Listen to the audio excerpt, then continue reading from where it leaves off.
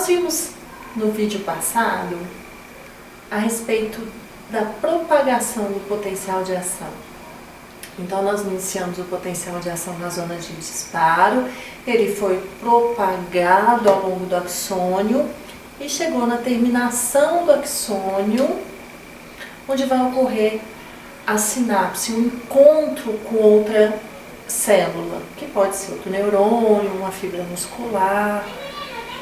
Esse encontro entre essas duas células é foco do nosso vídeo de hoje. Vamos começar? Então, o que é a sinapse? A sinapse é exatamente esse encontro entre duas células, que podem ser um neurônio e outro neurônio, ou um neurônio e outra célula estável como um músculo. É a unidade processadora do sistema nervoso central. No livro 100 bilhões de neurônios, o Roberto Lente classifica como um chip neural. É onde vão ocorrer as modulações nas transmissões e onde vai ocorrer, então, a informação de um neurônio para o próximo neurônio. É nesse momento que ocorre eventos em que a gente pode flexibilizar essa informação. De que forma? A gente pode modular a informação que passa para o próximo neurônio, diminuindo os potenciais gerados no próximo neurônio. Isso ocorre, por exemplo, quando você tem um estímulo de dor muito forte e o nosso sistema gera uma informação de uma analgesia endógena, que a gente chama. Então tem uma via que vai gerar uma analgesia endógena e você não vai perceber a dor. Ocorre principalmente em eventos de dor muito intensa ou de estresse muito intenso. Então essas transmissões, essas sinapses, elas podem ser moduladas e são efetivamente onde a gente ocorre a flexibilidade do sistema nervoso. Nós temos dois tipos de sinapses conhecidas, a sinapse elétrica e a sinapse química. A sinapse elétrica, como o próprio nome diz, é um encontro entre essas duas células, né? Neurônio, neurônio, fibra muscular, em que você tem ou músculo e músculo, você tem muita dessas sinapses elétricas entre o encontro de duas células musculares. Nesse momento você tem um encontro entre essas duas células e um afinamento das membranas e efetivamente a gente tem um encontro entre essas células de tal maneira, tão próximas, que você transmite a informação que chega, os íons que entram numa célula acaba passando por esses canais, né, essas junções gap, que a gente chama, essas junções comunicantes, elas acabam informando a outra célula, então os íons passam de um citoplasma para outro, há uma migração iônica. Então se aqui você tem uma maior quantidade de sódio, o sódio vai ser transmitido para outra célula, disparando o novo potencial de ação nessa outra célula. Há uma comunicação entre o citoplasma dessas suas células, principalmente, né, nessa transmissão iônica.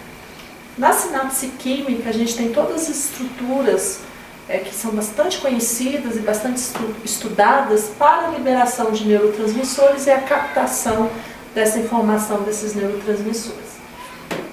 Na sinapse elétrica, então, a gente não tem nenhum mediador químico, você não tem nenhuma modulação, é difícil, não é que não tem nenhuma, mas é difícil modular essa sinapse elétrica e ela é extremamente rápida. Essa sinapse elétrica é muito utilizada quando a gente quer fazer um cincício funcional, ou seja, quando a gente quer que o órgão funcione por completo, como um todo, ou através de ondas, por exemplo. Por exemplo, quando você pensa no músculo cardíaco, você quer que todo o ato funcione como um todo, e aí você tem vários encontros de sinapses elétricas. No trato gastrointestinal também você tem no músculo liso vários encontros, e você também tem sinapse elétrica no sistema nervoso central. Já na sinapse química, há a presença de mediadores, que são chamados de neurotransmissores, há um controle e modulação dessa transmissão, tem vários sítios de modulação que são alvos de vários medicamentos, de vários compostos, e é uma transmissão um pouco mais lenta. Muito bem, então vou começar falando um pouquinho sobre a sinapse elétrica. Na sinapse elétrica, então, você tem obrigatoriamente essas proteínas que formam junções comunicantes ou junções gaps. Como eu falei, ela é muito comum em órgãos que funcionam como um sincício funcional, né? Funcionam como um conjunto, por exemplo, o coração, a musculatura do trato gastrointestinal e também outras musculaturas lisas.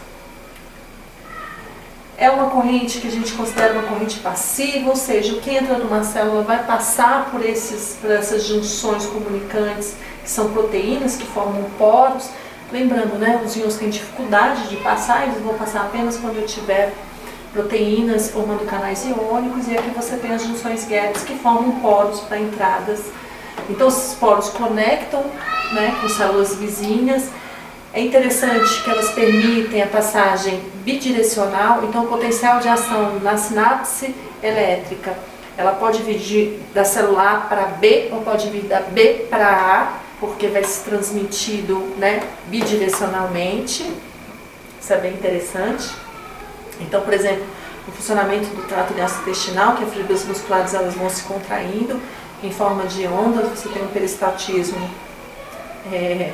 numa direção, da boca para o ânus, e você também tem um peristaltismo inverso, então a musculatura lisa também pode produzir, né, um peristaltismo inverso por sincronização elétrica. Tá? Permite então essa passagem bidirecional, permite uma sincronização metabólica, isso é bastante interessante também, ou seja, o que tiver nessa célula de quantidade de íons vai ser transmitido para a próxima célula, né, vai contaminar as células advindas, e isso faz uma sincronização elétrica porque os íons é que dão essas diferenças de cargas. Então eu estou mostrando aqui novamente, né, esses pequenos junções gaps, essas proteínas, esses poros comunicantes, e existem alguns fatores que podem alterar. Não há um controle como na sinapse química, mas alguns fatores podem alterar essas junções gaps. O pH, variações no pH e variações nas concentrações de cálcio. Então aqui mostrando uma sinapse elétrica muscular entre duas fibras musculares, olha que bonito, né? Então você tem as duas células e você tem um encontro, né? Um afinamento da membrana, a presença desses poros comunicantes, e os íons vão passar de uma célula pré para uma célula pós e conectar e fazer essa sincronia, né, elétrica nessas nossas células. Muito legal isso aqui. Muito bem.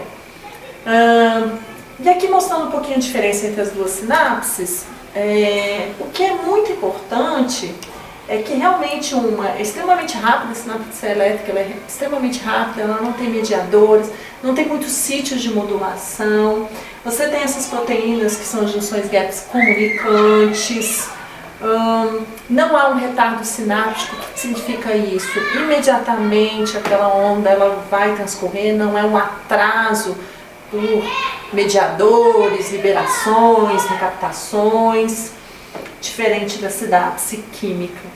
E a sinapse elétrica ela é bidirecional, né? Então o potencial pode vir de um lado, pode ir do A para B. A sinapse química não, ela sempre vem do neurônio A pré-sináptico para o neurônio pós-sináptico B.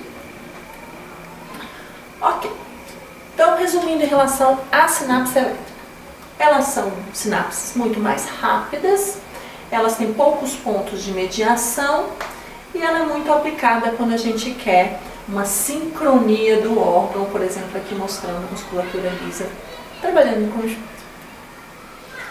Bom, é claro que o maior foco da nossa aula, com certeza, é a sinapse química, né? Que é uma grande região de modulação do sistema nervoso central, é onde a gente tem a maioria dos fármacos que atuam no sistema nervoso central vão atuar em algum processo dentro da sinapse. Isso gera uma grande quantidade de estudos em relação ao funcionamento dessas sinapses químicas. E é que a gente realmente mais reconhece, mais estuda e que a gente agora vai então conhecer um pouquinho mais a respeito da sinapse química. Muito bem. Esse daqui, como eu falei, foi retirado do livro do Roberto Lente. dos 100 bilhões de neurônios, é uma frase dele. E quando ele quer falar a respeito da importância dessas sinapses químicas na modulação, né? Na modulação de uma informação que parte de um neurônio para o outro.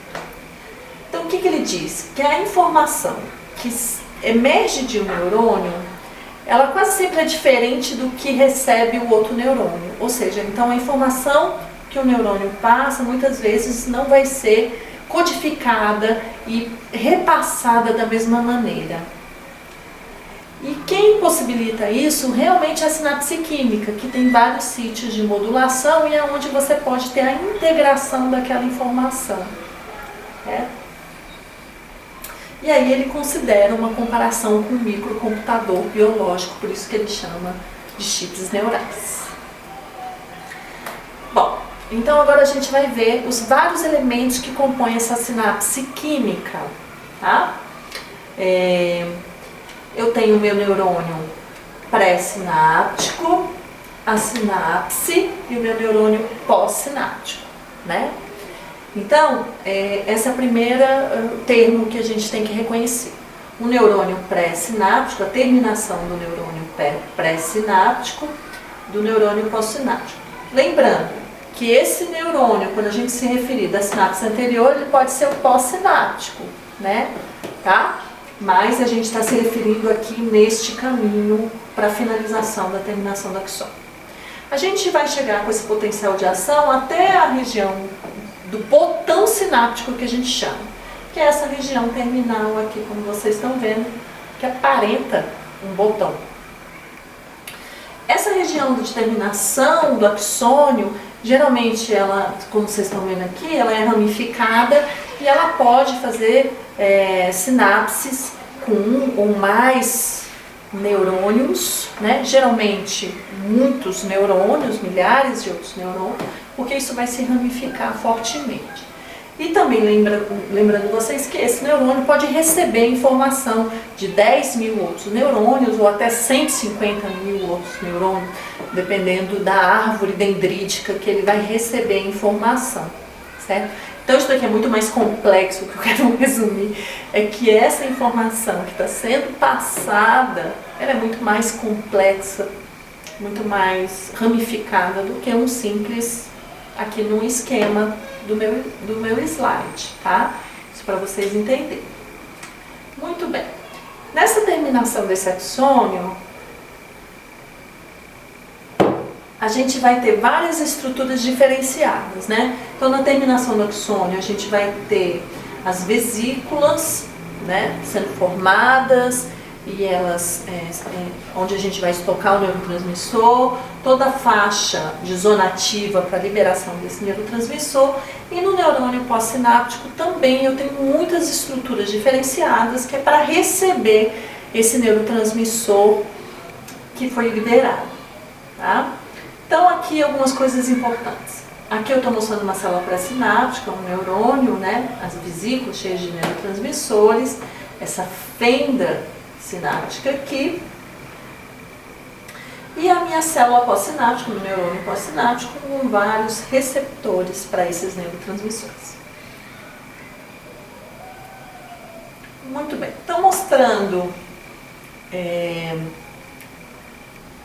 em detalhes, né, como ocorre a transmissão na sinapse química, a gente vai dividir didaticamente, é claro, né, e sequencialmente em várias etapas para que fique bem claro para vocês.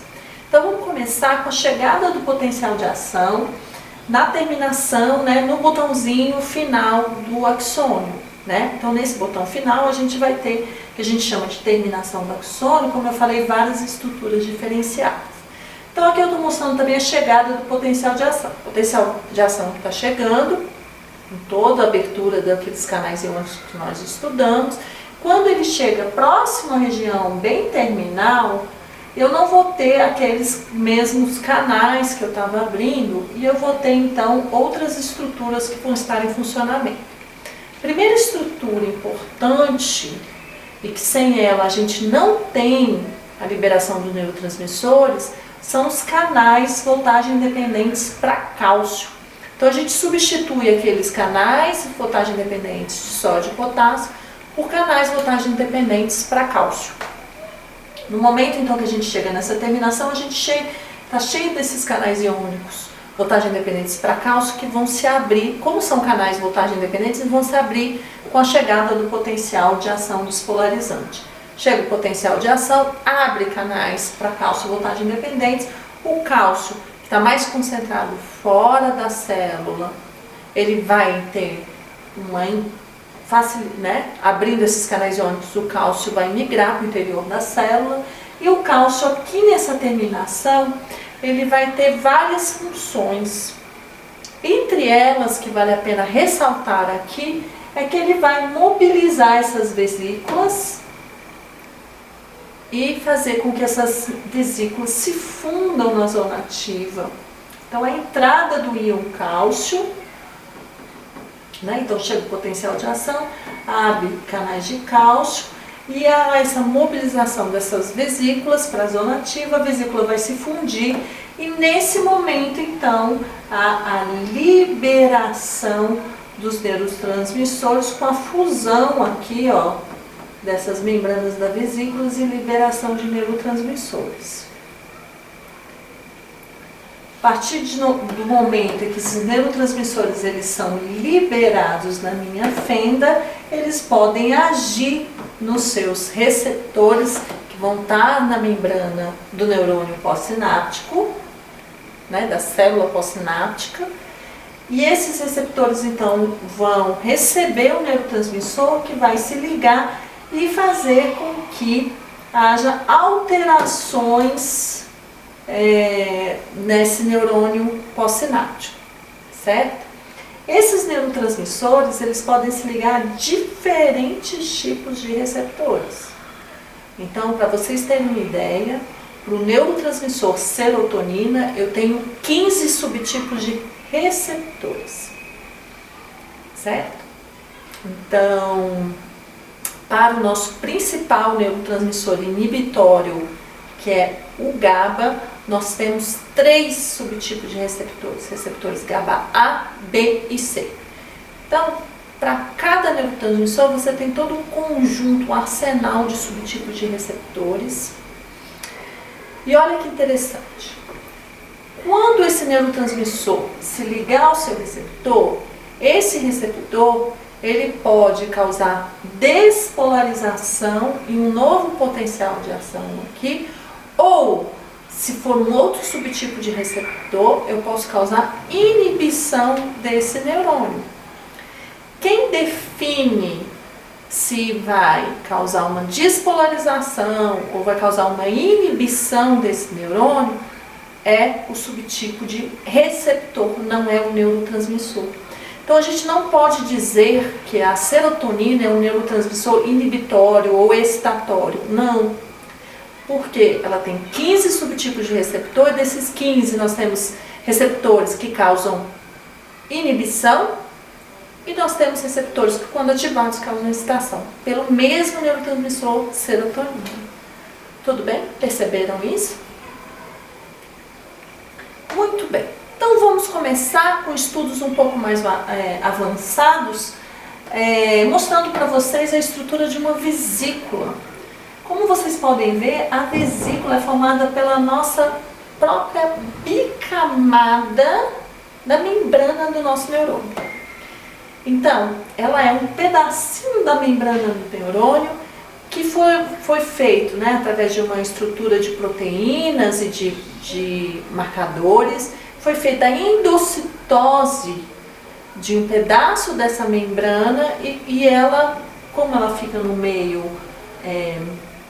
do citoplasma hidrossolúvel, ela tende a formar essa estrutura micelar, de circular, certo? Então ela vai formar essas pequenas vesículas, e o que a gente vai ter você forma as vesículas e depois você vai encher as vesículas, Você vai fazer o transporte do neurotransmissor que foi produzido para dentro das vesículas, certo? Então aqui estou mostrando as etapas, olha que bonito, ficou super bonito aqui na televisão. Você tem então a produção da vesícula, né, na forma da própria membrana do neurônio, certo? E aí você vai fazer o carregamento do neurotransmissor para dentro da minha vesícula e estocar desta forma, estocar a vesícula cheia de neurotransmissor. A gente fala que ela tem um quantum de neurotransmissor que é liberado. Então, mais ou menos, cada vesícula tem uma quantidade de neurotransmissores que vai ser liberada. Quando entrar o cálcio, vocês estão vendo aqui que ela está estocada em proteínas, né? Ela não fica solta como a gente desenha, ela não fica livre na terminação, ela fica sempre ligada a algumas proteínas.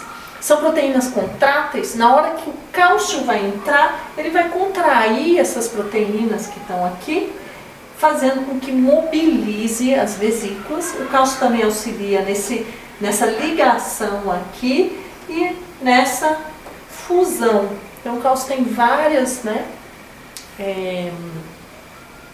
funções para a liberação do neurotransmissor. Tá bom? Então aqui de novo, olha, tem a endocitose, um pedacinho da minha membrana. Ela vai depois ser carregada com o neurotransmissor, certo? E esse neurotransmissor então vai ficar dentro da minha vesícula para poder depois ser liberado. Muito bem. Produção desses neurotransmissores, né? É bem interessante, né, a produção desses neurotransmissores. Alguns neurotransmissores são produzidos a partir de alguns aminoácidos, como triptofano, tirosina, que são os principais aminoácidos de produção. Outros neurotransmissores não são produzidos a partir desses aminoácidos, mas aí produz um neurotransmissor e depois, a partir desse neurotransmissor, modifica-se em outro neurotransmissor. O nosso cérebro é bem econômico, né? Nosso sistema nervoso é bem econômico, então ele produz neurotransmissores de outros neurotransmissores, de aminoácidos, e geralmente eles são produzidos dentro do próprio neurônio ou com a participação de células biliares, tá bom? Eles são produzidos muitas vezes no corpo do neurônio e eles podem ser, então, olha só, levados até a terminação aonde eles vão ser amadurecidos aqui, tá bom? Então eles são produzidos aqui no corpo do neurônio, são transportados e geralmente ocorre a síntese. Pode ocorrer também de formar a síntese, né? Ser transportado num grano e depois ele ser liberado aqui e efetivamente amadurecer esse neurotransmissor, modificar, né? E colocar dentro. Então tem várias formas, tá? Esse slide também é dos 100 bilhões de neurônios. Muito bem. Quando que é considerado um neurotransmissor? Ele é considerado um neurotransmissor quando ele é liberado numa sinapse, tá? Então ele tem que estar presente aqui numa sinapse química. Ele é liberado com a chegada do potencial de ação e a entrada do cálcio, ele vai ser liberado, tá? E uma coisa muito importante é que ele precisa ter receptores que são seletivos para ele, né? Para receber esse neurotransmissor, tá bom? Muito bem, olha que interessante. A sinapse química, devido até à complexidade, né, do nosso tecido nervoso, ela pode se encontrar em diferentes partes, né, de um neurônio e de outro. Elas podem ser, primeiro, simétricas e assimétricas, tá? Então aqui ela é bem proporcional entre a região pré e pós-sináptica, né? Há uma proporção entre as duas zonas, né? A zona pré-sináptica e a zona pós-sináptica. Assimétrica, em que vocês estão vendo que na região aqui pós-sináptica você tem uma área muito maior do que a região pré-sináptica, então você tem uma assimetria entre as duas. Você pode classificar pela forma de conexão, o encontro aonde, né, a localização. Então, por exemplo, aqui, né, você tem um encontro entre a terminação de um axônio com dendrito, que é a mais comum que a gente desenha, que a gente exemplifica, é a axo dendrítica.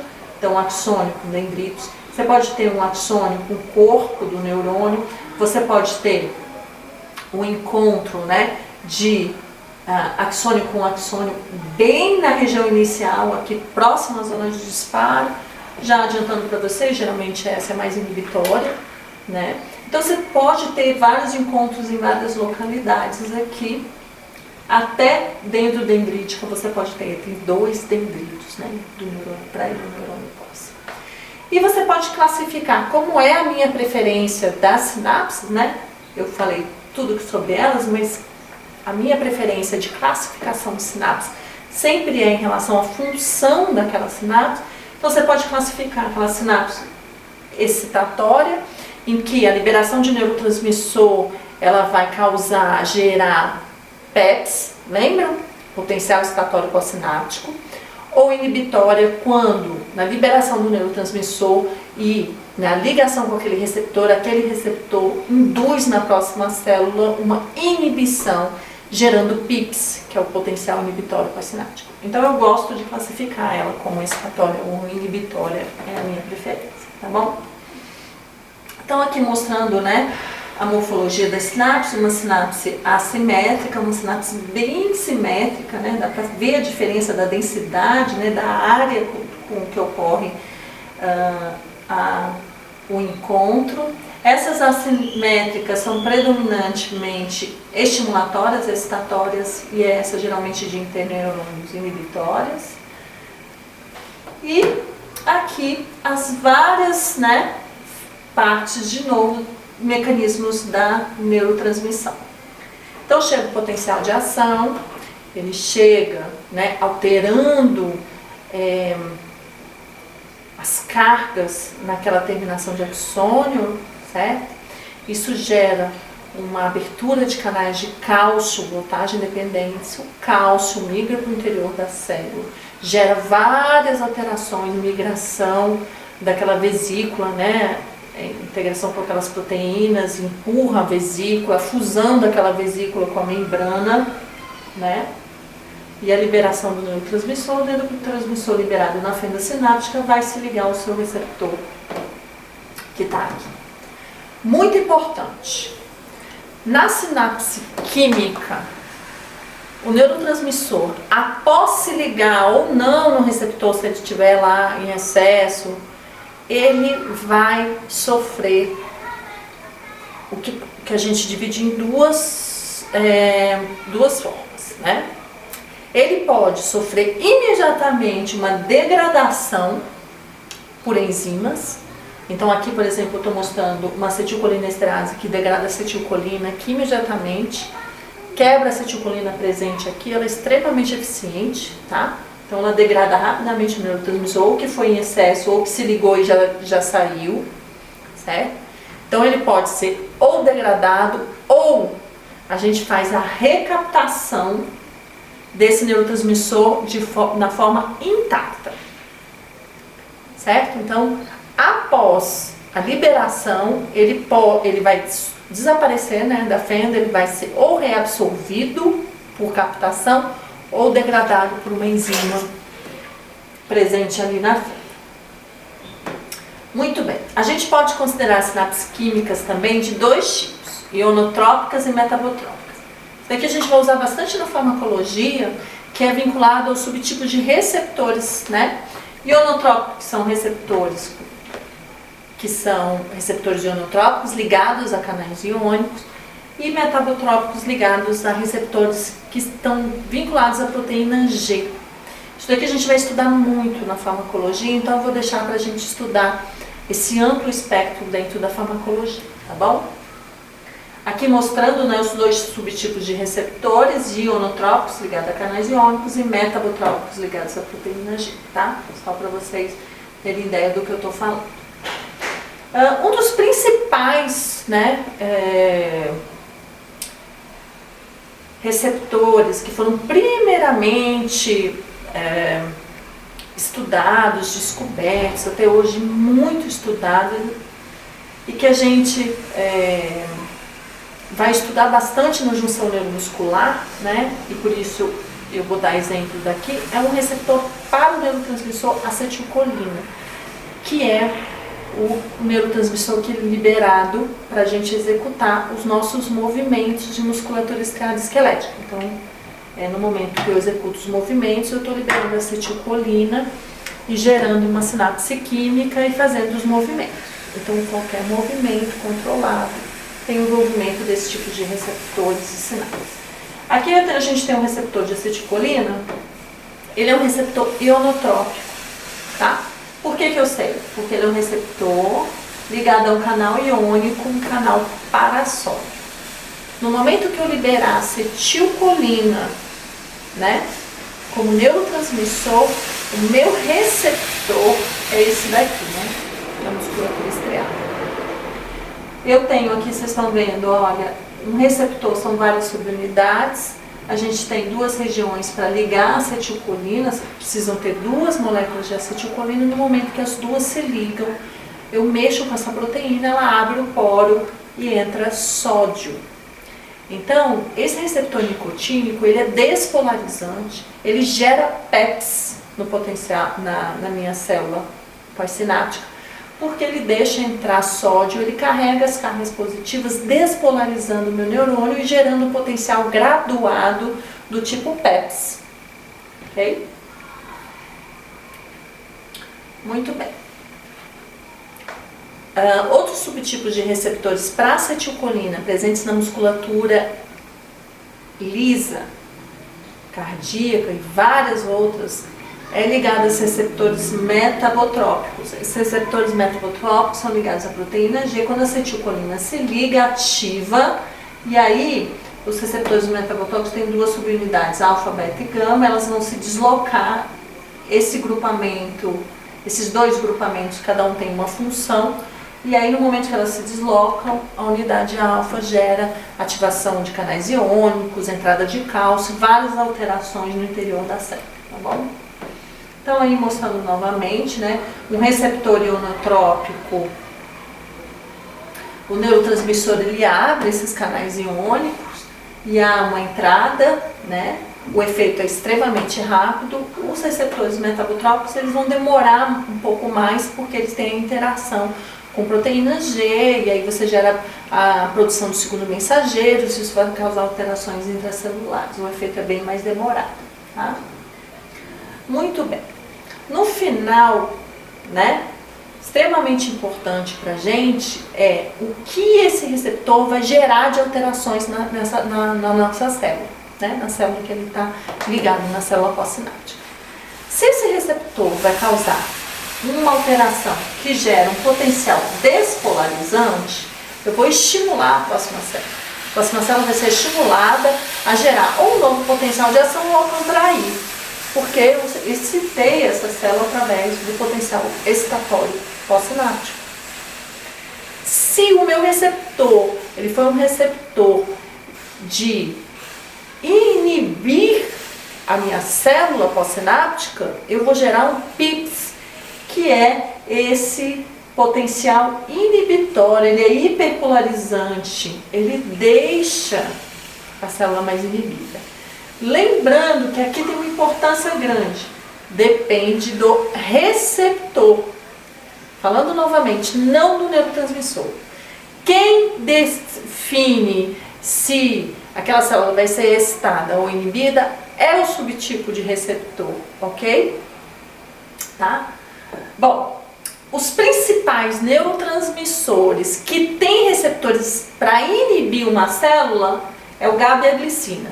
Agora, o GABA é o nosso principal neurotransmissor para causar inibição, porque os seus receptores GABA A, B e C são inibitórios. Então, ele só causa inibição e a sua inibição ela é a principal no nosso sistema nervoso central. Então, ele é um neurotransmissor de importância grande quando a gente fala em inibir os neurônios em vias de inibição ativadas. Percebem? Muito bem. Enquanto os principais neurotransmissores que têm receptores excitatórios é o glutamato, que eu já contei para vocês. O glutamato é o nosso principal neurotransmissor que consegue gerar excitação em vias neurais, porque os seus subtipos de receptores, os mais presentes, eles são excitatórios. Então ele vai gerar PEPs e ele é responsável por muitas funções importantes, como aprendizado, a memória, transmissão de informações sensoriais, dor. Ele é o nosso principal neurotransmissor que consegue gerar excitação. Tudo bem? Então vamos seguir. Então, lembrando, né? Quando a sinapse ocorre, então vamos lá. O potencial de ação chegou, abriu canais de cálcio e potássio independentes, o cálcio entrou, gerou mobilização das vesículas, as vesículas se fundiram na zona ativa, liberou o neurotransmissor se ligou ao seu receptor e gerou uma alteração, PEPs ou PIPs, que são os potenciais graduados. Percebem?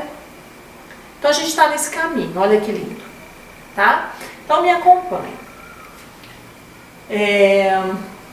Quando aquela célula recebeu aquele neurotransmissor, não é só naquele local que está tendo a sinapse. Vocês lembram? O neurônio que está recebendo, ele pode receber de 150 mil outras sinapses, né? Geralmente é 10 mil, mas olha a quantidade. E ele vai receber essas sinapses, esses neurotransmissores, vai ter os receptores lá. Esses neurotransmissores que estão sendo liberados, eles podem causar excitação, por causa do receptor, ele pode causar inibição em outras áreas, por causa do subtipo de receptor, e eu tenho que codificar tudo isso e gerar uma resposta apropriada, tá? Então o que acontece é há uma computação lá, há uma soma daqueles potenciais graduados na zona de disparo, aquilo vai se somando, se subtraindo, vai se somando, combinando. Se alcançar o limiar na zona de disparo, eu gero potencial de ação. Se não alcançar, eu não gero. Então, tudo isso é contabilizado para gerar, no fim, um efeito. Então, aqui, eu estou mostrando, né, um medidor de corrente do potencial, né, que ele vai, da sinapse, né, que foi gerada aqui. O potencial graduado, ele vai diminuindo sua força, né, isso eu já contei para vocês ao longo né? Ele é decremental, todo potencial graduado, o PEPs e o PIPs é um potencial graduado, ele é decremental, ele vai perdendo a força conforme ele vai sendo transmitido até chegar na zona de disparo. E eu vou mostrar os dois exemplos mais importantes, que é o PEPs primeiro, né? Então você tem um neurônio pré-sináptico, você tem aqui um neurônio pós-sináptico. Nessa sinapse, neste local, houve a liberação de neurotransmissor e os receptores eram excitatórios. No momento em que o neurotransmissor se liga nesse receptor, ativa esse canal iônico, o sódio entra causando uma despolarização. É o meu potencial graduado. É um PEPs.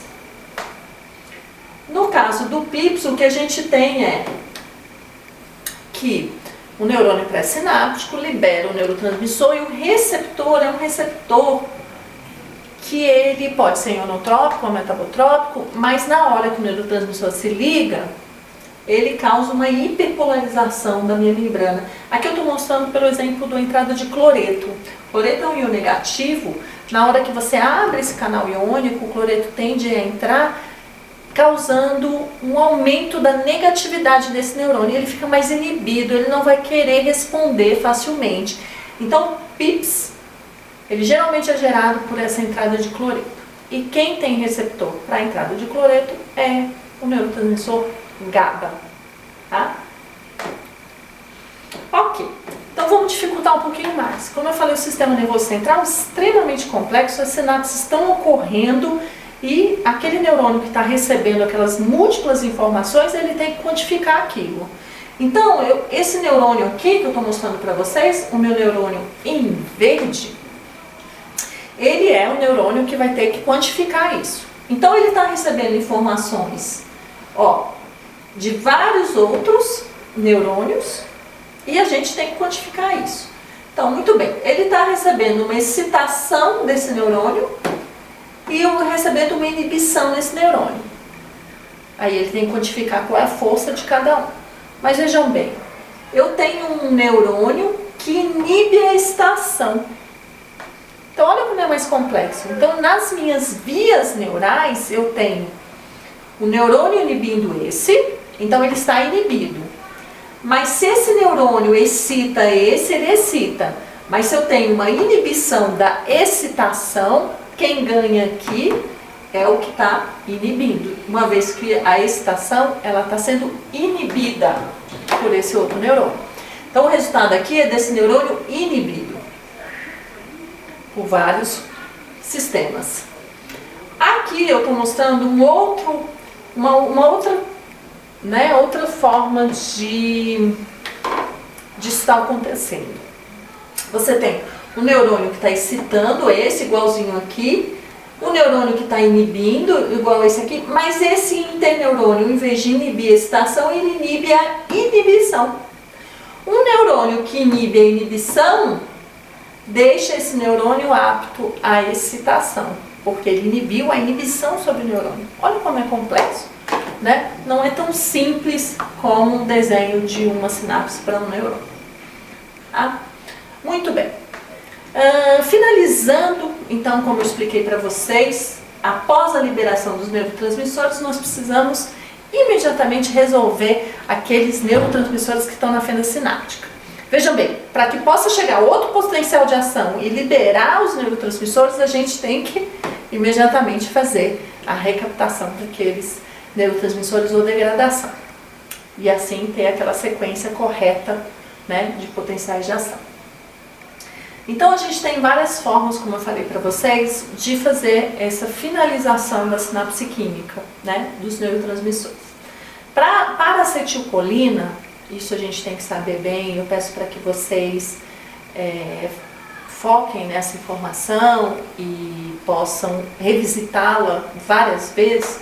Depois da liberação de acetilcolina e de sua ligação no receptor ou não, né, às vezes ela pode só simplesmente ser liberada e ser degradada, nós temos uma enzima que fica nessa membrana pós-sináptica, que é a acetilcolinesterase. A acetilcolinesterase, ela simplesmente quebra a acetilcolina com grande afinidade e velocidade, quebrando em acetato mais colina, né, o acetil-CoA mais colina, e a colina é recaptada. E como eu falei, nós gostamos de usar economia no tecido nervoso, essa colina ela vai servir para a reprodução da acetilcolina, a gente não há desperdício, tá? Então a acetilcolina ela é degradada, sobrando a colina é recaptada para novos neurotransmissores, tá? Isso é uma forma da saída, né, de terminação dos neurotransmissores. A outra é a recaptação por via de proteínas que vão recaptar esses neurotransmissores. A serotonina é recaptada de forma íntegra, a dopamina é recaptada de forma íntegra, o glutamato é recaptado, tá? O GABA apresenta recaptação.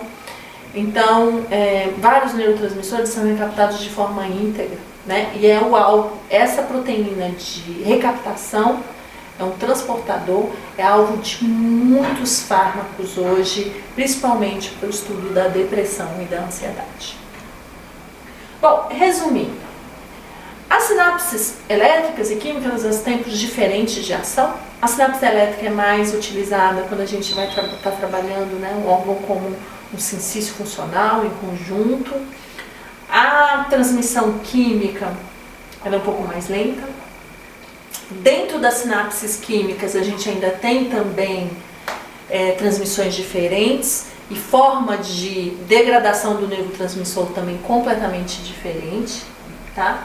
Importante, não é o neurotransmissor que define se é excitação ou inibição, e sim é o receptor presente na membrana pós-sináptica, né? Naquela zona da sinapse.